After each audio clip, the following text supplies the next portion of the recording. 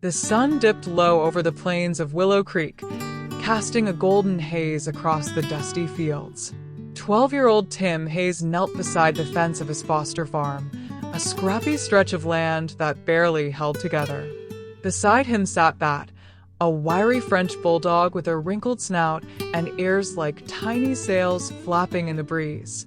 Tim had found him a year ago, a starved stray limping along the road, and dubbed him Bat for those perky ears that caught every sound. The dog's soft snorts broke the stillness as Tim wrestled with a knot of wire, patching a hole the cows kept pushing through. It was a Tuesday afternoon, heavy with heat and quiet, until the silence shattered. A low rumble rolled through the earth, growing into a growl that shook the ground. Tim stood, shielding his eyes against the glare.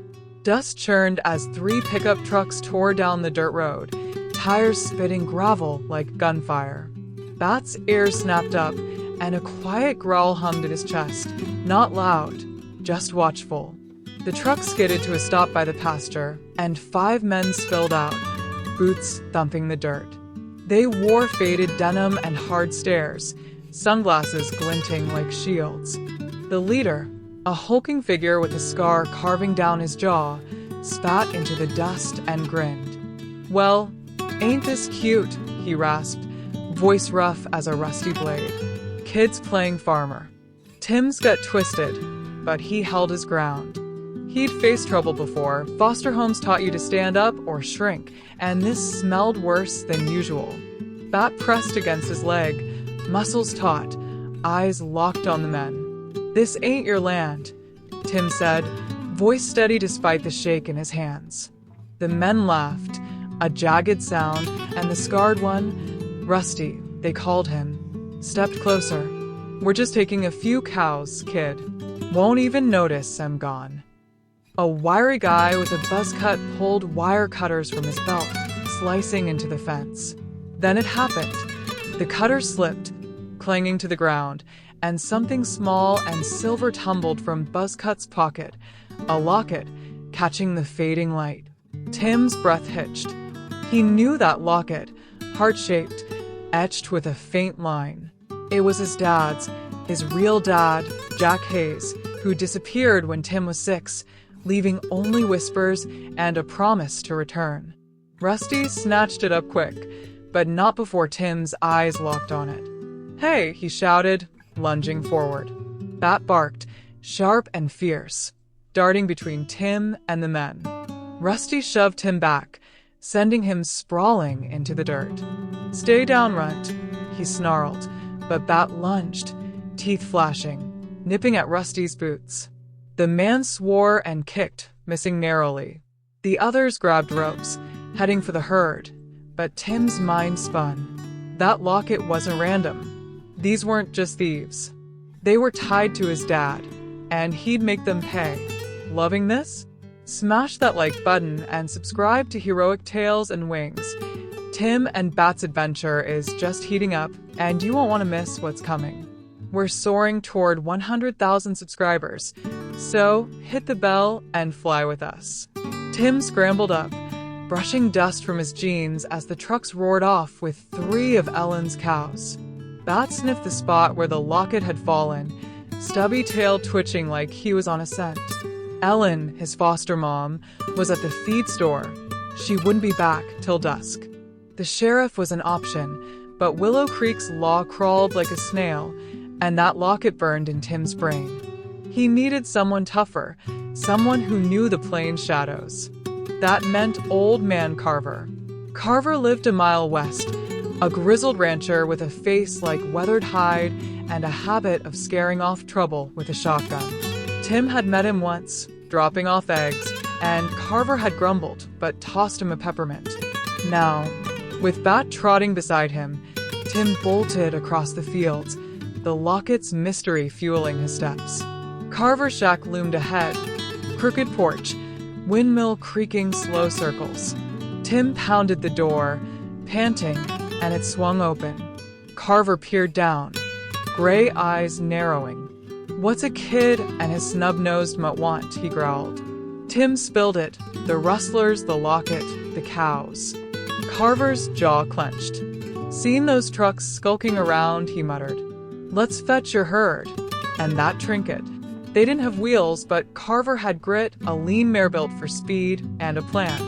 Tim climbed up behind him, Bat tucked in his arms, the dog's snort soft against his shirt. Carver knew every dip and ridge of the plains, and he'd spotted tire tracks veering toward Cutter's Gulch, a dry wash with an old barn nobody touched. "Rustlers love a hideout," he said, voice low. "That's theirs." The ride jostled them, dust stinging Tim's face, but Bat stayed steady, a warm anchor. They reached the gulch, the barn rising ahead, rotted planks, caved-in roof, and the faint mooing of cows inside. The trucks hunkered out back, veiled by tumbleweeds. Carver tied Grit to a stunted tree and pressed a whistle into Tim's hand. "Blow hard if it goes south. Dog'll figure it out." Tim nodded, gripping Bat close. The barn smelled of stale hay and rust, the air thick and heavy. The cows shuffled in a makeshift pen, and the men sprawled near a lantern, Rusty, Buzzcut, and 3 others, counting cash like it was poker night. Tim hid behind a hay bale, Bat's ears flicking.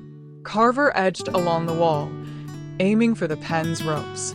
Tim's job was to watch, but Bat had his own mind. When Buzzcut stretched, the locket slipped free again, clinking to the floor. Tim's pulse spiked, and Bat shot forward, snagging it in his jaws before Tim could stop him. "Hey!" Rusty bellowed, lunging. Bat weaved through his legs, snorting in victory, and the barn exploded. The men scrambled, yelling, as Carver slashed the pen free. Cows charged, hooves pounding, flattening Buzzcut. Tim blasted the whistle, shrill and clear, and Bat raced back, Locket swinging. Carver yanked Tim toward the door as the men flailed in the stampede.